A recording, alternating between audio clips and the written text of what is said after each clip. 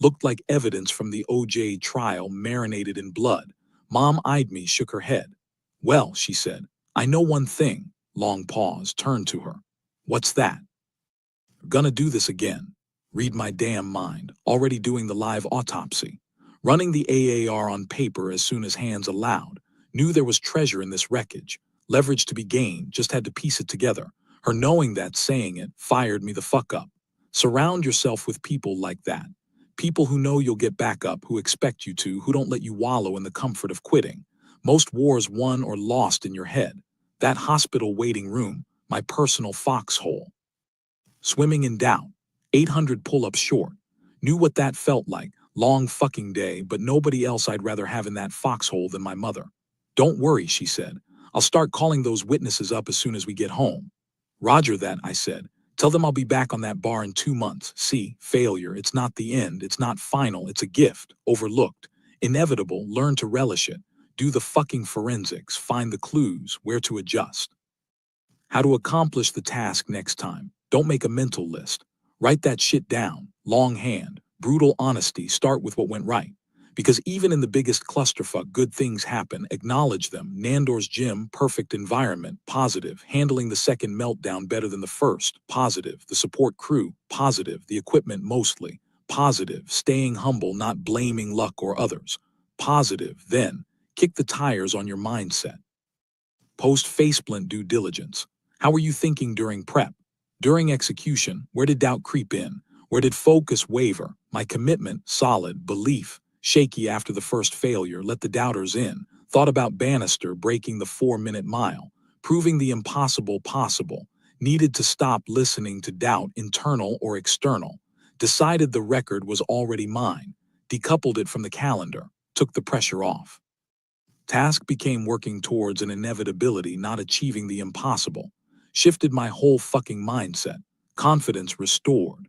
That was a huge positive takeaway even from the second failure. Tactical review. Final vital piece. Improved from attempt 1 stable bar, minimized wasted energy. Still fell 800 short. Why pacing? 6 reps minute failed twice. Needed to start slower, go further. The 10-hour wall. Response couldn't be a long break. 5 minutes plus was death. Needed to limit breaks to 4 minutes max. The hands, biggest tactical failure, needed a workaround, couldn't change grip width mid-attempt. Only variable was protection. Researched, experimented. Custom foam pads Guinness approved. That was the supposed tactical advantage I was missing. Nashville attempt 3rd try. January 19, 2013, 2 months after the second failure, back on the bar.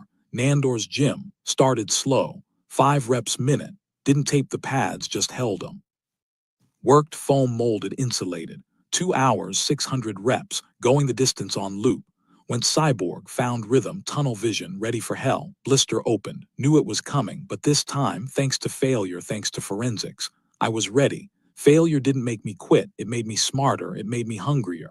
It showed me the gaps in my armor and forced me to reinforce them. It taught me humility, it taught me resilience.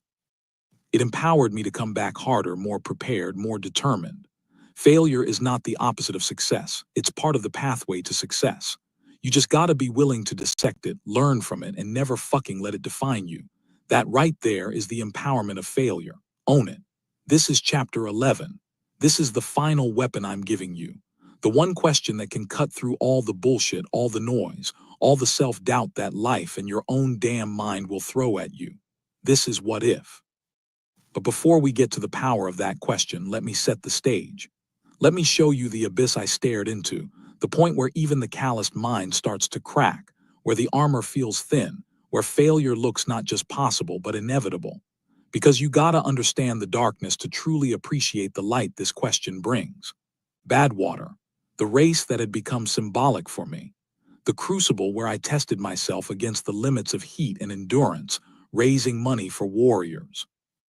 But this year, fucked from the start. National Park Service changed the course. No more iconic start below sea level in Death Valley. Now we started further upcountry, immediately facing a 22-mile climb. Okay, different challenge, adapt and overcome, right? That wasn't the real problem. The real problem was me. I towed that starting line 11 pounds heavier than my usual race weight. And 10 of those pounds, I'd gained them in the 7 days leading up to the race. Bloated. Water retention like crazy. Wasn't fat maybe, looked fit to the average eye. But this ain't an average race and I wasn't average fit. Not tip-top, not even close. And the worst part, I didn't know why. Just the January before, I'd won the Frozen Otter. 100 kilometers, glacial trail race in Wisconsin. 0 degrees, ice everywhere, standard running shoes with cheap crampons that snapped off in the first hour. Breaking trail through snowdrifts, feet frozen solid, toes frostbitten, thought I might lose some. Underarms and chest chafed raw and bleeding from sweat freezing into salt crystals. But I felt powerful. For the first time since my second heart surgery, my body felt like it was putting itself back together. 100% oxygen supply, endurance and strength next level. Technique dialed in running on the front of my feet, silent, efficient, floating over that icy hellscape like Karl Meltzer himself. I won that race, smashed the course record by hours, didn't lose any toes, felt like I was back, felt like my best ultra years were ahead of me. Took that energy, poured it into Badwater prep, 130-mile training weeks, heat training in 5 layers of sweats and Gore-Tex, running 10 miles to work, 10 miles back, 8 miles at lunch. Long runs on weekends, everything dialed in. Taper started 4 weeks out. 130 miles down to 80, 60, 40, 20.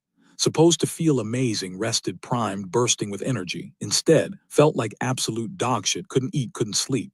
Weight piling on water weight. Doctors couldn't figure it out. Thyroid slightly off, but not enough to explain this total system crash. Addison's disease, nope. Lyme, hepatitis, raw, clean. Medical no man's land. They looked at me like I was crazy, a hypochondriac, or maybe I was just dying. 2 weeks before the race felt like pulling out. Heart racing on easy runs felt like it was going into arrhythmia again. Landed in Vegas 10 days out. Couldn't get past 3 miles on any run. Felt weak, achy, constipated, trouble getting out of bed. Saw another doctor, confirmed nothing physically wrong, which almost made it worse. Heard that, not about to be a pussy. That internal dialogue kicked in, but the body was screaming betrayal. Race morning. Badwater 2014. Altitude start, 22-mile climb right off the bat. Heart rate sky high, but part of that was altitude. Made it to the top 6th or 7th place. Surprised myself, proud, thought, okay, let's see if I can go downhill. Usually hate downhills, shreds the quads. Thought maybe it would let me catch my breath, reset. Nope, body refused, couldn't catch my breath at all. Hit the flats at the bottom, slowed way down. Started walking, competitors cruising past me. Thighs twitching uncontrollably like aliens rattling inside my quads. Muscle spasms so bad, still didn't stop.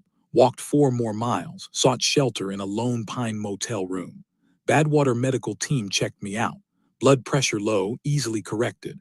No other explanation for how fucked I felt. Ate some food, rested. Decided to try one more time. Flat section leaving Lone Pine. Maybe catch a second wind. 6, 7 miles later, sails empty, given everything. Muscles trembling, twitching, heart jumping all over the fucking chart. Looked at my pacer. That's it, man, I'm done. 50 miles, DNF, did not finish. Support vehicle pulled up, climbed in. Lay on that same motel bed, tail between my legs. Humiliation, yeah, a little, but mostly. Drowned out by the overwhelming instinct that something was seriously wrong. This wasn't fear talking. Wasn't my desire for comfort. This time, if I didn't stop, I wouldn't make it out of the Sierras alive. Left Lone Pine for Vegas. 2 days resting, recovering, hoping my body would find equilibrium. Third morning, went for a jog, see if there was anything in the tank. 1 mile, heart in my throat, shut it down, walked back. Knew then, despite the doctors, I was sick, seriously sick. That night, Vegas suburbs saw a movie. Felt weak strolling to the Elephant Bar afterwards. Mom walking ahead. Saw 3 of her, triplicate vision. Clenched my eyes shut, opened them, still 3. She holds the door, step inside the cool air, felt a little better, slid into a booth. Too unsteady to even read the menu, asked her to order, got worse. Food arrives. Vision blurred again, strained to focus. Mom looked like she was floating above the table. You're going to have to call an ambulance, I managed to say.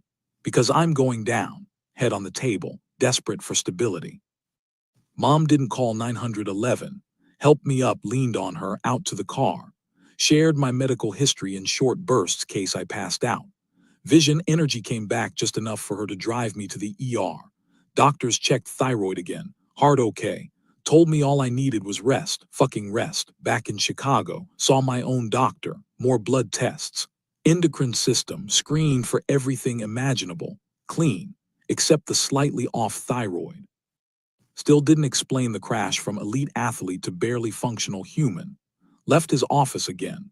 More questions than answers. Prescription for thyroid meds. Felt worse each day. Trouble getting out of bed. Constipated, achy. More blood work. Decided I had Addison's disease, adrenal burnout. Common in SEALs, they said. Prescribed steroids, DH.